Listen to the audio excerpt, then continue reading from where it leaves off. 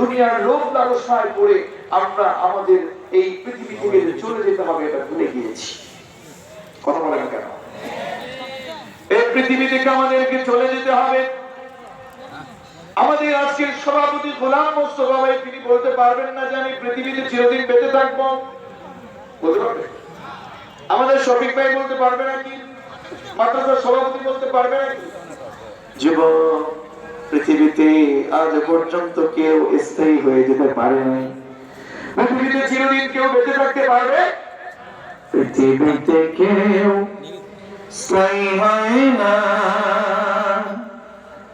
হোক না সে ফেরাউন কিংবা নমরুদ।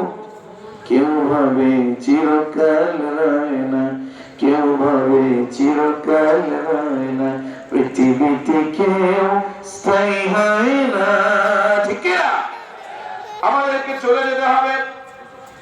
ও গাইবান্ধার মুসলমান, একটু বিবেক সামনে রেখে আজকে আলোচনাগুলো গ্রহণ করেন না।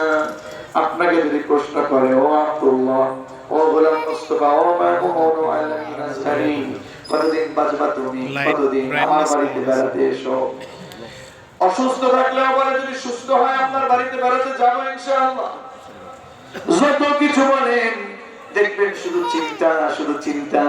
আমরা আরো মনে হয় অনেকদিন বাঁচবো। মরতে কেউ চায় না, মরণ থেকে কেমন যেন পলায়ন করতে চায়। কথা বলেন না কেন? মৃত্যু থেকে কেউ কি পলায়ন করতে পারবে নাকি? আজকে তেলাওয়াতকৃত আয়াতে আল্লাহ তাআলা আমাদেরকে বলেন, ও রাসূল আপনি আপনার উম্মতদেরকে বলে দেন, কুল ইন্নাল মাউতাল্লাযী তাফিরুনা মিনহু ফাইন্নাহু মুলাকীকুম। জোরে আল্লাহু আকবার। বড় কঠিন কথা। ও গাইবান্ধার মুসলমান, মৃত্যুর যন্ত্রণা কেউ সহ্য করতে পারে